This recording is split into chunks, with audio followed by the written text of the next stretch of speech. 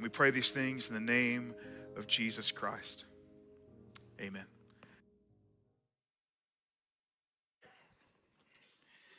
There's an adage, a saying, a phrase that seems to ring true. I found it to be true. I would imagine each of you have also found it to be true. It is this: sex sells, right? Oh, okay. That's right. Sold a lot. Sex sells. It's the truth.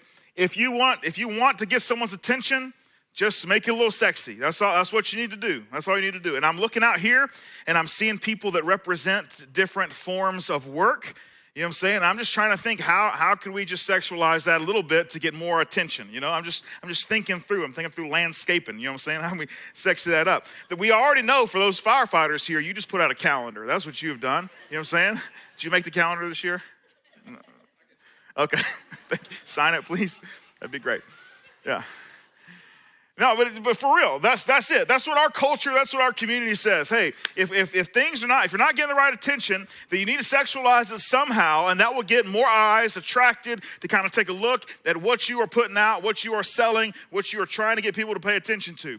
However, I will say this: there is something that sells even more than sex.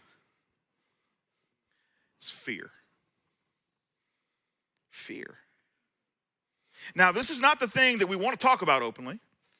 We actually prefer to have a sex sales conversation, because if we actually start talking about the reality and the truth behind fear being a greater salesman, well, then we've got to make some admissions about what's happening and what we consume in our life.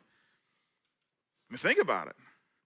I could probably get you to empty out your entire bank account if I could scare you enough and convince you that if you didn't, your life would come to an end. Like, at some point, there's enough fear I can create for you. You're like, okay, that's it. I got no other choice, right? Because I don't want to die. I mean, we see it everywhere. I mean, it doesn't matter what news program you listen to. Fear. Fear. It overruns us. Fear is a feature of nearly all clinical mental health problems. It is a root cause of some of the most common ones. Fear. Now, when we talk about mental health, we always want to make sure we define it. Mental health is defined as our emotional, psychological, and social well-being. It affects how we think, feel, and act. It also helps determine how we handle stress, relate to others, and make healthy choices. Now, we leave that definition up there just for a second, right? Oh, sorry. Now it's back. We leave it up there just for a second, and now I want you to read it again and think about how fear impacts everything that's up there, right? Our emotional, psychological, and social well-being. It affects how we think, feel, and act. It also helps determine how we handle stress, relate to others, and make healthy choices. Fear is all throughout that entire definition. Fear. Now, when we think about mental health, we jump then to the issue that is with mental health, which is mental illness. Mental illnesses are among the most common health conditions in the United States. Mental illness is defined as this: a condition that affects a person's thinking, feeling, behavior, or mood. 1 in 5 U.S. adults experience mental illness each year. 1 in 5. That's an enormous number. It's an enormous number. I mentioned this last week. We'll have somewhere between 600 and 700 people on campus today. So do the math, 1 in 5. 1 in 20 U.S. adults experience serious mental illness each year. Serious mental illness is defined as one or more mental, behavioral, or emotional disorders resulting in serious functional impairment, which substantially interferes with or limits one or more major life activities. Serious mental illness includes major depression, schizophrenia, bipolar disorder, obsessive compulsive disorder, panic disorder, post-traumatic stress disorder, and borderline personality disorder.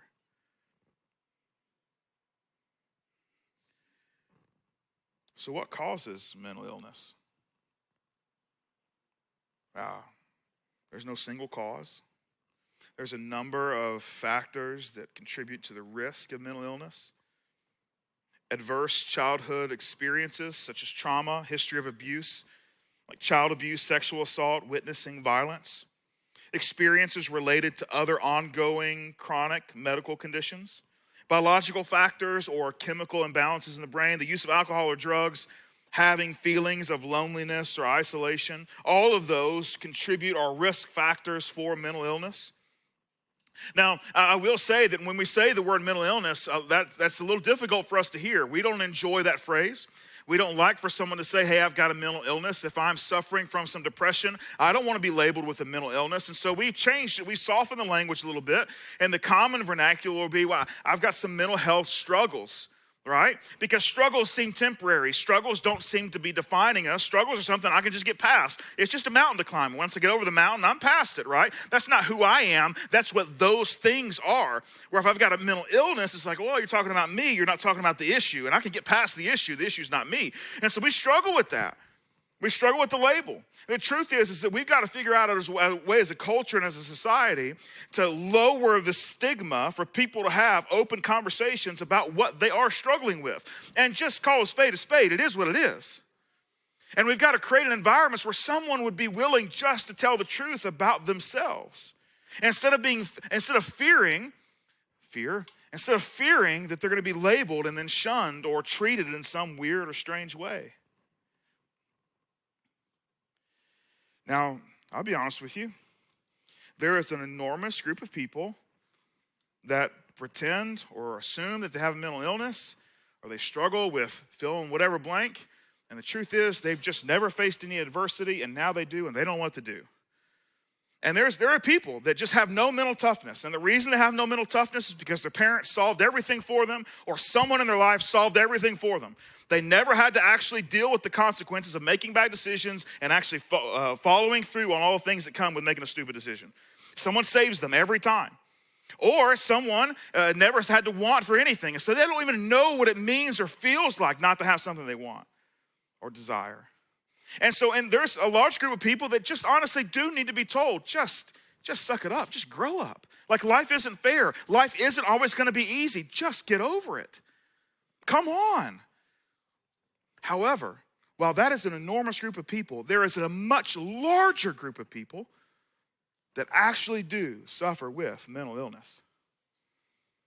But as a culture, what we want to do is we like to paint with large, broad brushstrokes. Because the thing is, we should take the time to figure out the difference between the two and then pursue an action step with them based upon who they actually are and what they're actually struggling with. But that takes time and it takes an investment from us in order to make that doable. And a lot of times we don't want to take the time to figure out if someone really does need some help or just needs a good old kick in the pants. We'd rather just assume everybody needs a kick in the pants and just diagnose that and just move on with our lives. And as a community, we're failing on that end. That's not how we should do things. People do require more time. So the question becomes, when we have these questions, what does Jesus have to say about this? And we want to address biblical concepts regarding 4 major contributing factors to poor mental health. Week 1 was a false identity. Week 2, fear. The goal in this is not to say, hey, there's a solution by saying a prayer and reading a Bible verse.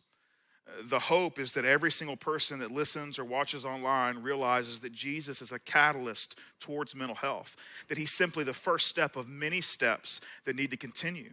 That if you just read a Bible verse and you say a prayer, that all your problems and the things that you're dealing with haven't magically disappeared. That is not the way that God works in our lives. God has equipped people in our community and people in your world and your life to walk alongside of you through what really is life. And life sometimes. It just is what it is. And we need people to walk through with us, step by step in that process. Jesus is just the catalyst for the beginning of a journey on a path that he sets for us. So when we think about fear, the very first thing that comes to mind is a moment in the life of Jesus that I want to walk you through this morning. Jesus has spent a couple of years investing in a small group of people. There's about 12 of them. And he's invested a lot in them. And that time is coming to a close. He knows it. They haven't really picked up on that it's coming to a close yet. But he knows it's coming to a close, and so he makes arrangements. There's 3 large festivals that happen for the Jewish people every year that are pilgrimage festivals. One of them is the Passover, and pilgrimage festival just means that they're all going to come to one place. So they're going to go to Jerusalem. Jerusalem is an enormously significant city for the people of God.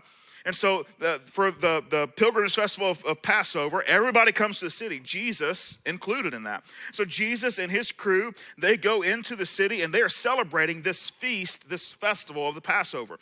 The Passover in particular was meant to point their eyes and their hearts and their minds to a particular period in time for the Jewish people. At one point, they were enslaved by Egypt. And they were there for about 400 years enslaved by Egypt. And so the Passover celebrates the moment and the significant event that took place that freed them ultimately from their captivity.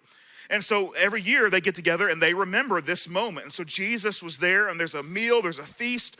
This meal is a pretty long meal. It's something that doesn't happen just in like 25, 30 minutes. This is not a drive-through type meal. This is a long preparation type meal. It takes a lot of time. And they walk through it, and everything in the meal has some significance.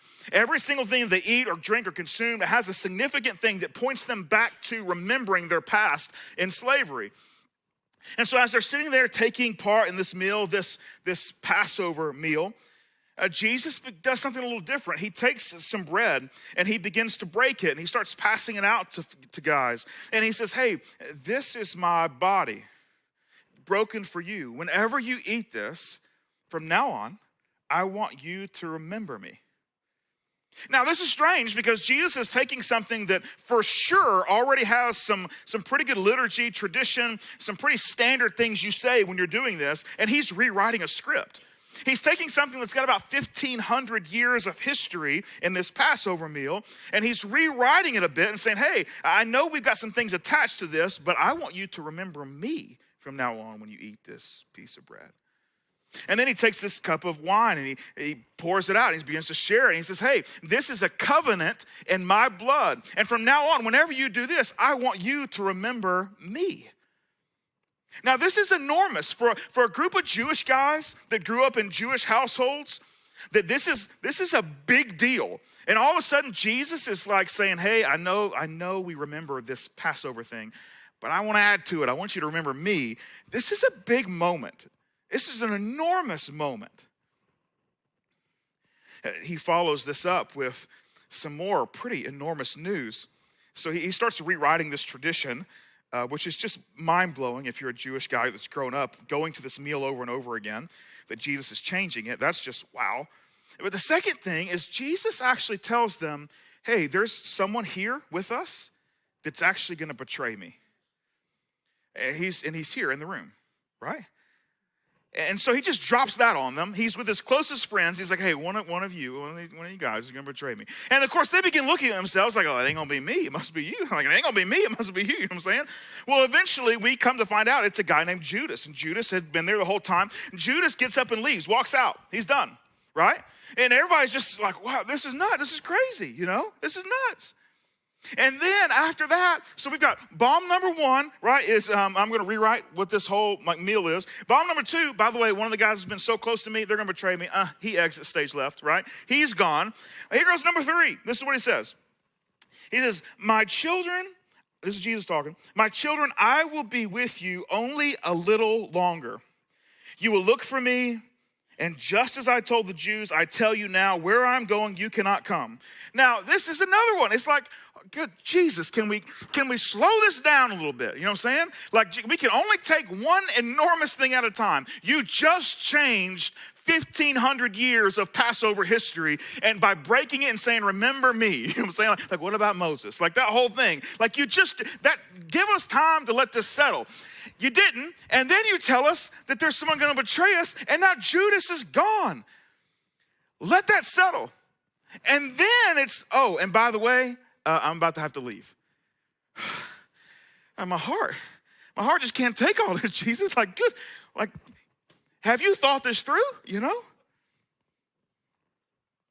He says, same thing I told the Jews, I'll tell you now. Where I'm going, you cannot come. Verse 34. A new command I give you.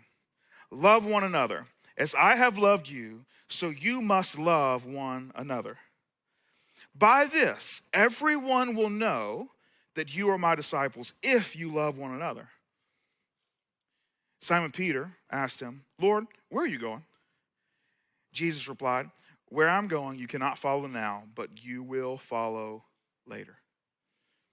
Okay, so Jesus changes Passover, talks about Judas or betraying. Judas leaves.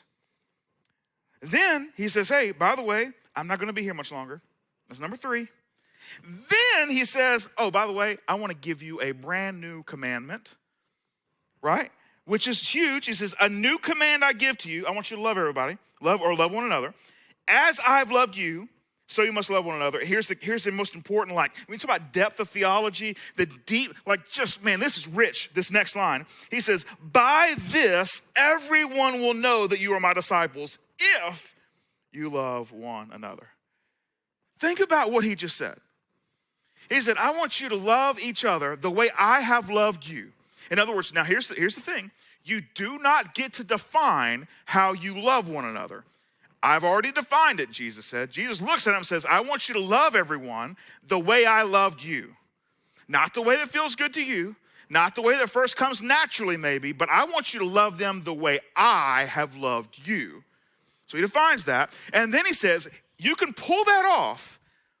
Everyone else will know that you're actually my disciples. Can you think about how big that is? That is the way the world will know, because you're going to love each other the way I loved you. That's enormous.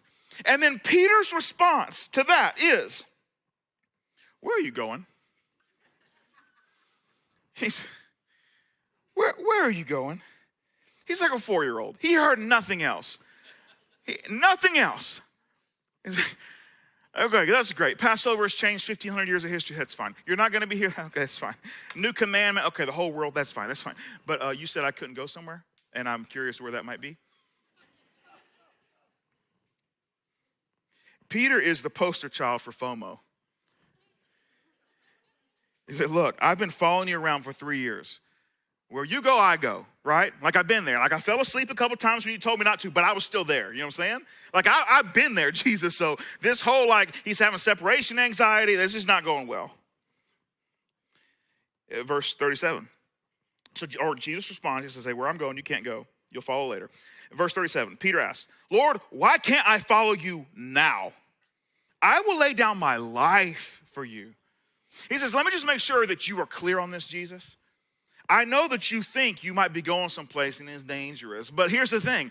I've already decided that I'm willing to give my life for you. I am devoted, dedicated, dependable, all the things. I am in. So there's nowhere you can go where I can't go, because I am willing to pay the ultimate sacrifice, which is my life for you. Peter's got this enormous amount of courage. Just blind courage. He doesn't know what he's getting himself into. He has no idea what he's waiting on, but he's like, I'm going.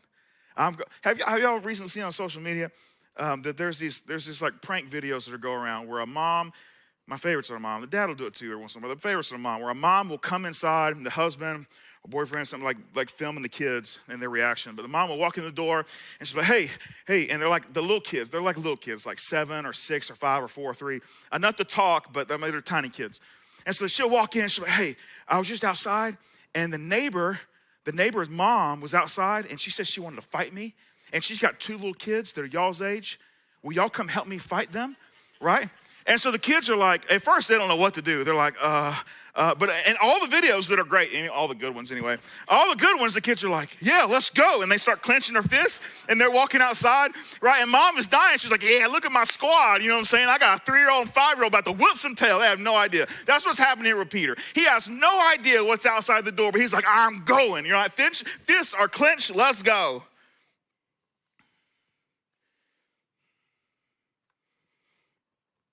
And Jesus answered, will you really lay down your life for me? Because very truly I tell you, before the rooster crows, you will disown me 3 times. He looks at Peter and is like, you think you got some courage? No. We're not even going to make it to tomorrow morning. And 3 times out of fear, you're going to pretend like you don't have any connection to me.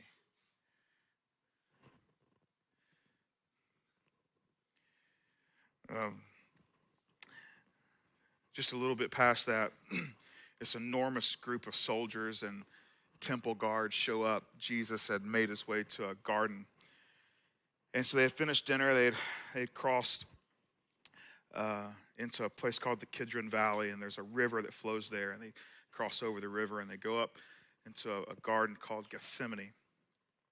And they were spending some time there, and sure enough, they could see the torches and the lanterns piling out of the city, coming towards the garden, and there are hundreds of them. And they come to arrest Jesus, and so Jesus, he ends up, walks out and meets them, and one of the most incredible moments in the entirety of the life of Jesus happens right here. I'm not going to tell you what it is. You can go read it. It's just mind-blowing. When you read it, you'll probably glance over it and you won't even see it. So read it twice and you'll be like, hold on, what happened? And you read it again and it's just mind-blowing. That's another message though. Jesus ends up getting arrested. He gets arrested and they start to haul him off to take him to trial. And he's actually going to go through a number of trials. It's going to start with a religious trial at a high priest, a little get-together. But they're going to do this multiple times before the sun comes up. They've already decided he's guilty. And so this is just a formality so they can kind of like just cover the rear end kind of thing. And so they start going through the motions. And so they take Jesus away. And we pick up in John 18. Simon Peter and another disciple were following Jesus because this disciple was known to the high priest. He went with Jesus into the high priest's courtyard. But Peter had to wait outside at the door. The disciple who was known to the high priest came back, spoke to the servant girl on duty there, and brought Peter in. And so they get there, and they start to make their way in to see the trial. And evidently one of the disciples that was with Peter, following Jesus, kind of like, what are they doing with him?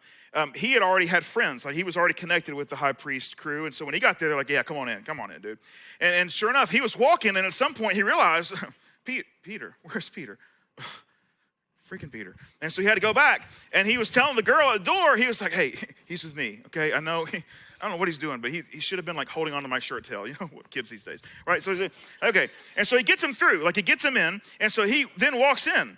And well, as he's walking in, this is what happens. She says,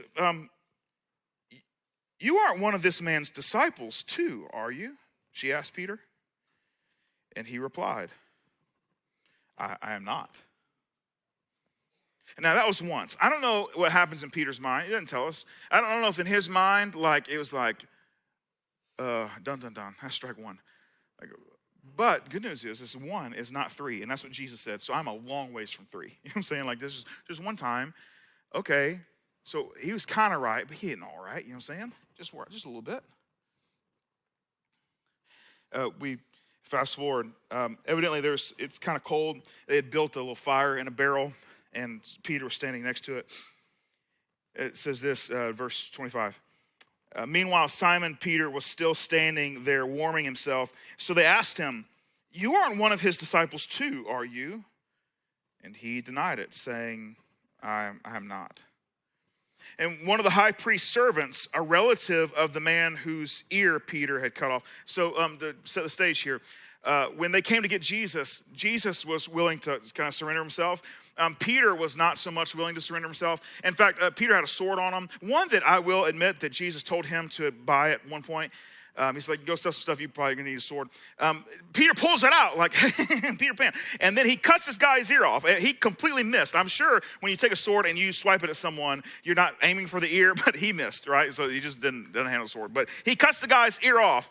And sure enough, like, it's a big deal. And then Jesus looks at Peter and is like, what are you doing? Like, put the sword away. That's not how we're gonna live our life. Like, what are you doing? Which I get was probably confusing was probably confusing to Peter. He's like, you told me to get the sword. And he goes, but that's a whole other message, right? He said, put it away. What are you doing? And so he puts it away. And now, obviously, word has gotten around. I don't know if the guy who got his ear cut off got on Instagram and was like, hey, this is what Peter did. And right? And so now people know. But somehow, it's been a few hours, and sure enough, there's one of the high priest's servants, a relative of the man who Peter had cut, a relative of the man whose ear Peter had cut off, challenged him. Didn't I see you with him in the garden? Again, Peter denied it. And at that moment, a rooster began to crow. Now, can you imagine? So there was fear that existed in Peter that caused him to deny Jesus. Because he was afraid. He didn't want what would happen if he associated himself with Jesus. So there was fear that did that. Can you imagine, though, the amount of fear and the fear level that increased when he heard the rooster crow? Like, he's already here, fearful for his life if he gets connected to Jesus. It goes to another level when he realizes that the Son of God told him just a few hours ago, 3 times. You think you got courage? 3 times. Before the sun comes up, you're going to pretend you don't know me.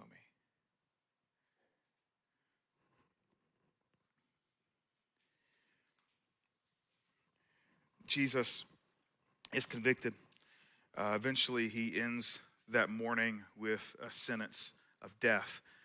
They sentenced him to be crucified. And it didn't take long for them to go through that process. So it's the same day. They put Jesus on a cross. He's there for a number of hours.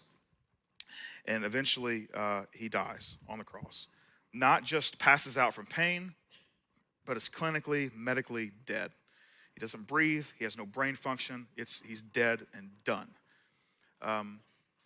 They pierced his side just to double check, and blood and water pour out of his side, spills onto the ground.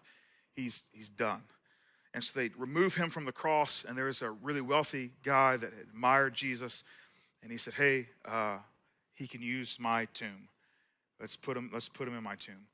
And so they take him and they put him in the tomb. And there was a rumor that his followers were going to try some kind of little like prank hoax thing where they were going to steal the body and tell everybody that he had resurrected from the dead. And so the Jewish officials, they took care of that because they went to Rome and they convinced Rome of this. And so Rome put a little section of guards in front of the tomb, and then they sealed the tomb. So they put the rock in front of it and they put a seal around it, right? And so there's no way that anybody was getting in. The thing is, with resurrection and the plan of Jesus, there was no need for anyone to get in. The thing was he was coming out. And so they did all the things on the outside to keep someone from going in, but they did nothing to actually make sure the dead person that can't do anything would not resurrect from the dead, because that's the way it works. And so that's what he did. And so the very feet that he had pierced and was nailed to the cross are the feet that he walked out on. And so the stone rolls away and he walks out on those 2 physical feet, breathing and functioning and hearing and listening and can touch and can taste and can smell, all the things. It's a physical resurrection. Jesus then proceeds to appear to about 500 people post-crucifixion, post-now resurrection. And he starts spending time with these people, and one of those moments is recorded by John. The boys, or at least a number of the boys that were really good friends with his, were really great fishermen.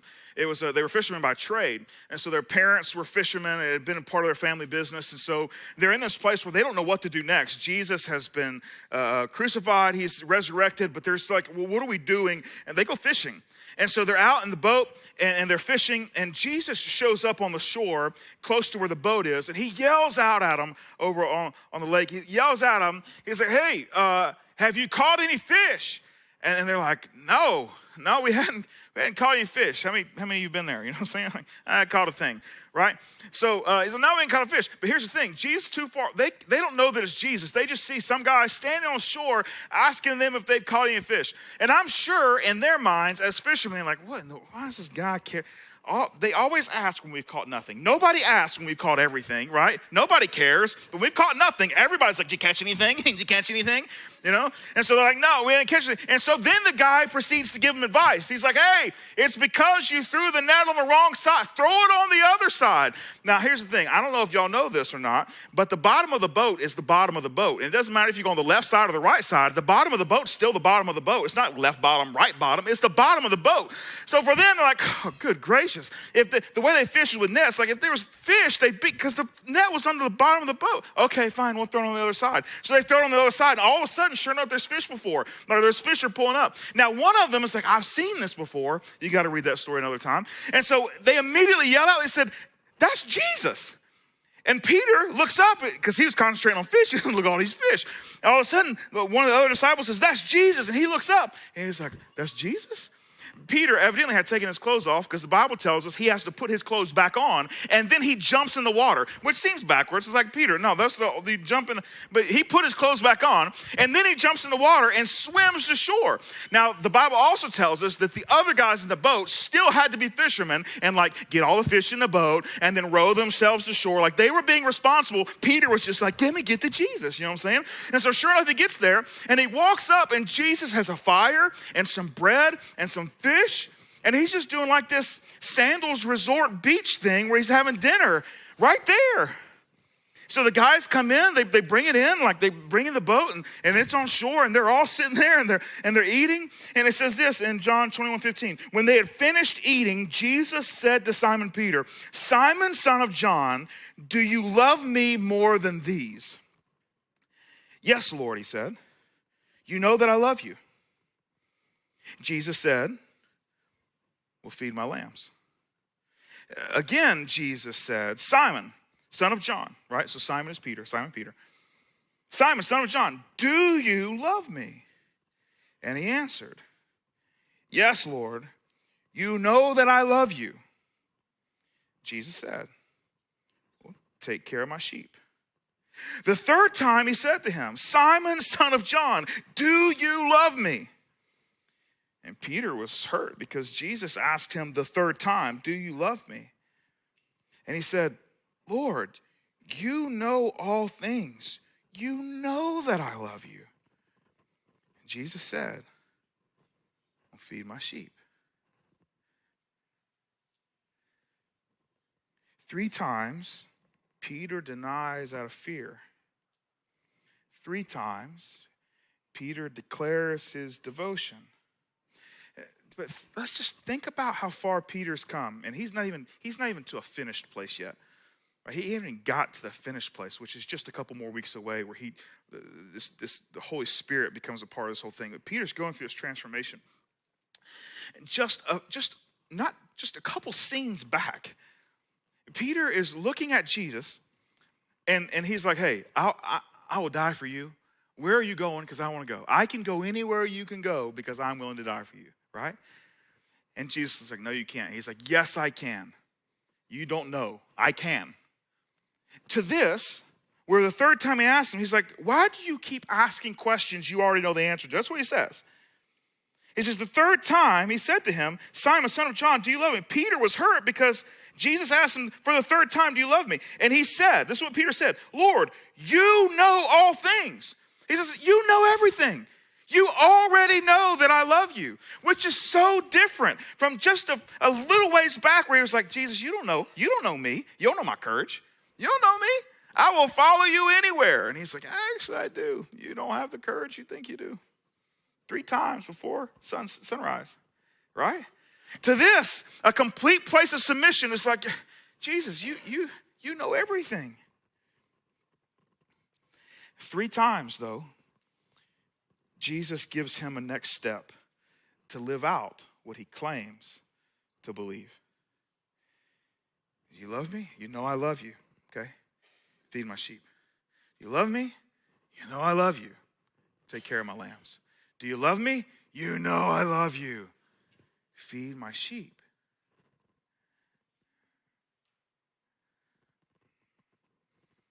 It's almost like it's not that Jesus wanted to give Peter 3 times to make sure he was answering the question correctly. Because Peter's right. Jesus knew Peter was answering the question accurately, correctly, the first time he asked. No, the significance is in the next step Jesus gives Peter. Jesus doesn't need to hear the answer 3 times. Truth is, Peter doesn't need to say it 3 times. The truth is, Peter needs to hear his next step 3 times.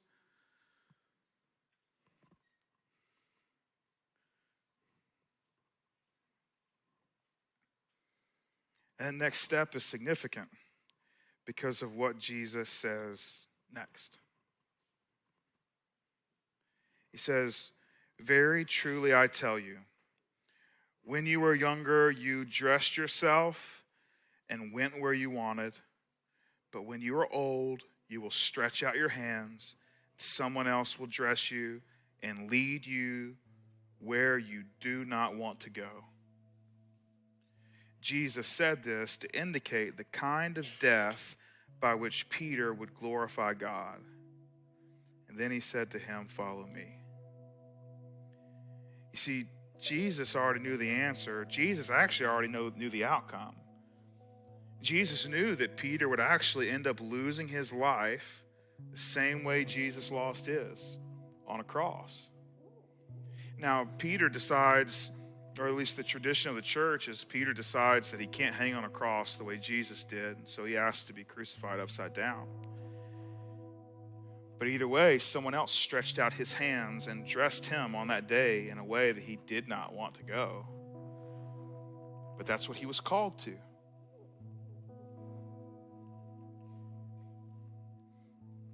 A conversation birthed out of fear simply ends with another opportunity for fear.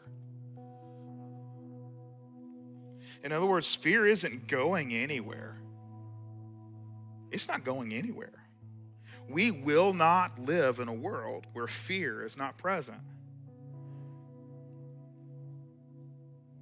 So what do? If fear is the root cause of almost every single mental illness that we experience, wouldn't the solution be to get rid of fear? But you can't get rid of fear.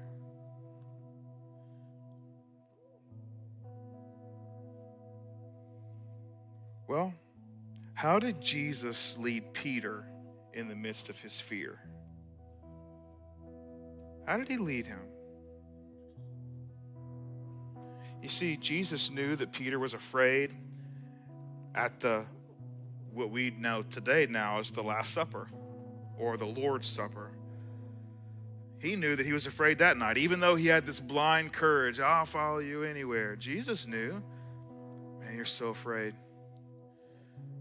In fact, you're going to give an opportunity to show that you have that courage, and you're going to fail 3 times because you're so afraid. And you fast forward, and Jesus asks him, "Do you love me?" He's like, "Yes, I love you." "You love me?" "Yeah, I love you." But every single time, Peter's like, "You know what?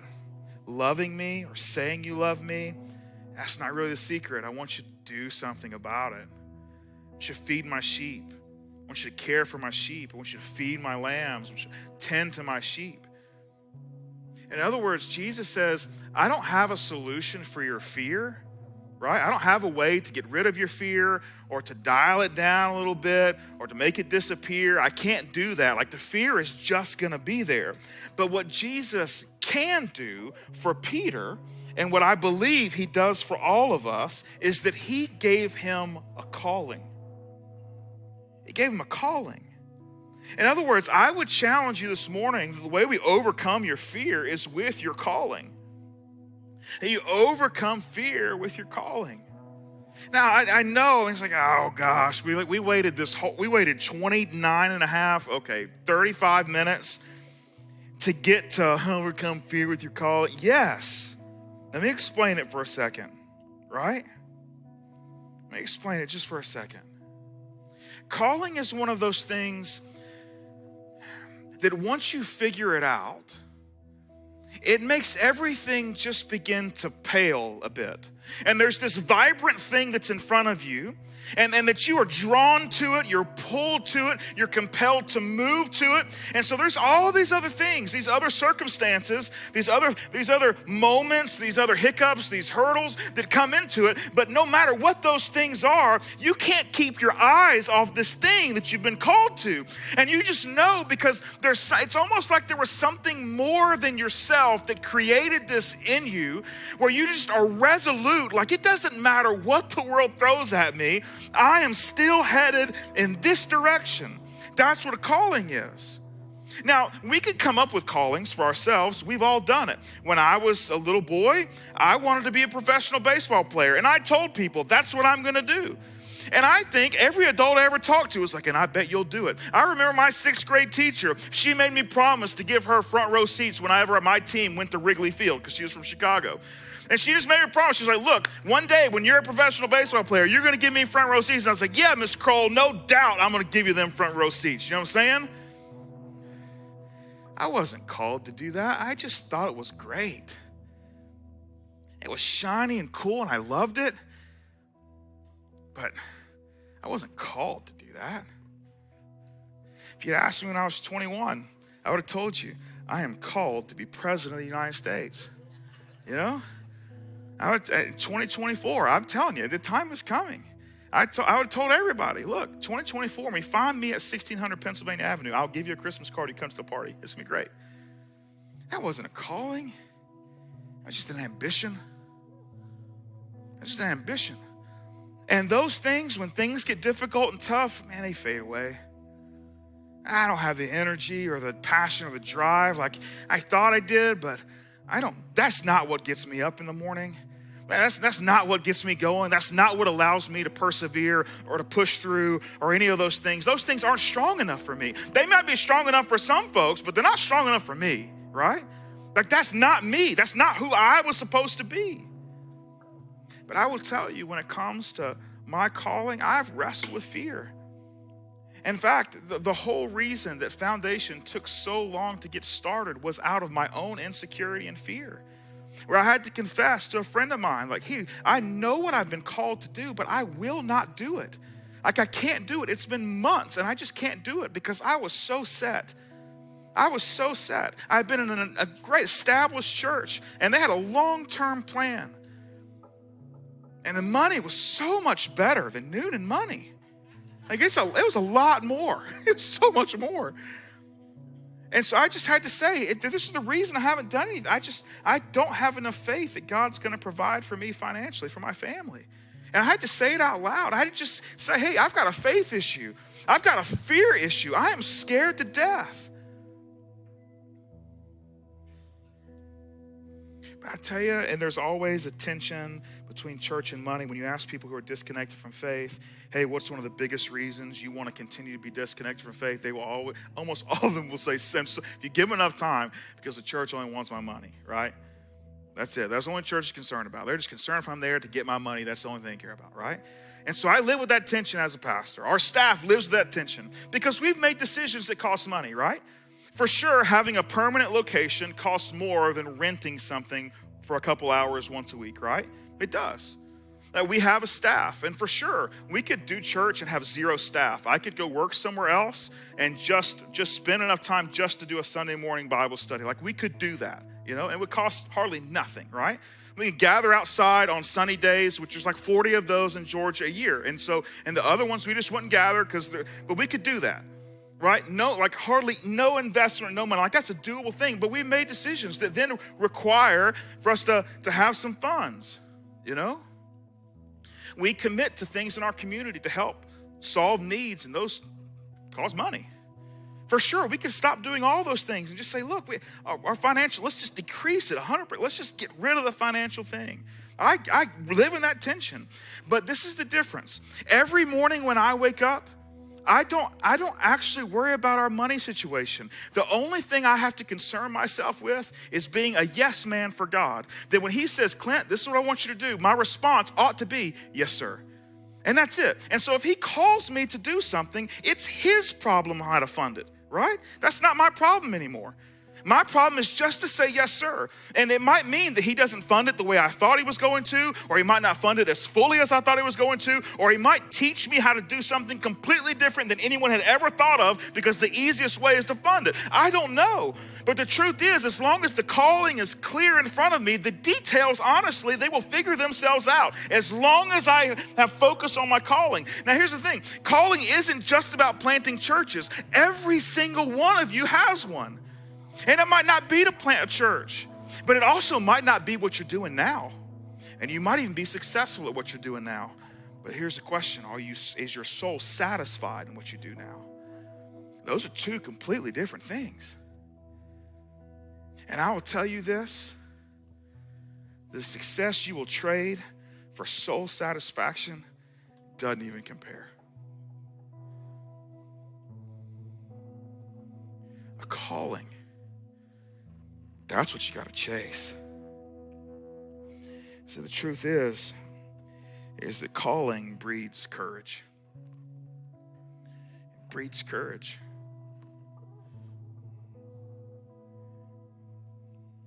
Now, whenever we make such a statement, overcome your fear with your calling, I think we've always got to get practical.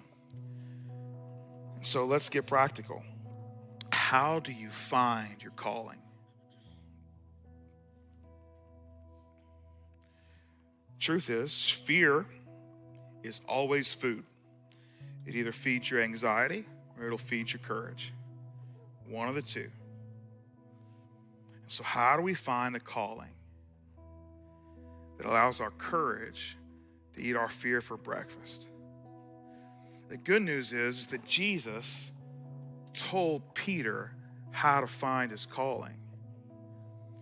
You probably missed it because there were so many other things going on. But he says it. After all that huge conversation, do you love me? Yes. Feed my sheep. Do you love me? 3 times, back and forth. All those things. He finishes the conversation with this. 2 words. Then he said to him, follow me. Follow me.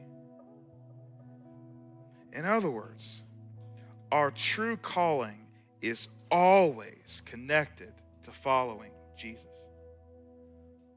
Always. And so if you're sitting here saying, I don't know how to find my true calling, let me tell you, start to follow Jesus more and better.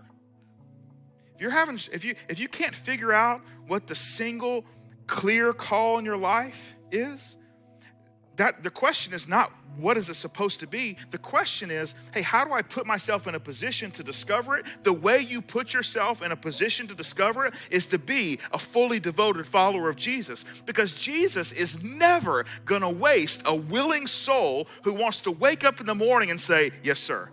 What's next, sir? Yes, sir. I might have some questions sometimes. I might even be a little angry. I might even disagree. But at the end of the day, I want to get myself to a yes, sir. He's not going to waste someone who's willing. But that's what you've got to ask. So when you don't have a calling and you can't figure it out, the first question needs to be, where am I failing at following Jesus? And let me fix that, because there's a good possibility that the cloudiness and all the baggage that comes from that being broken has hazed up what God has called me to. And if I can clear that up, maybe the skies part a little bit, maybe some sun starts shining through, and suddenly clearly I can see what may have been there the whole time. I just discounted it because it looked a little foggy in that direction. Our true calling is always connected to following Jesus. And anytime we try and figure it out without him, we might find something that makes us happy for a season or 2 seasons or 10 seasons, but it will still always leave our soul unsatisfied. And don't be surprised if fear comes knocking at the door and you are worried about everything other than what you're called to, because you're so scared that some circumstance will rip from you what you hold so dear. But the truth is that we've been called to something by God. Nothing can take it from you, because he's still the one holding it, and no one's a big a boy enough to take it from him. Calling.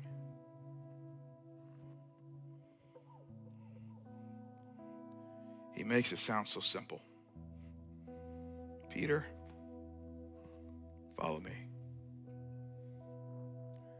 I tell you what's crazy is this is one of the last personal conversations Jesus has with Peter.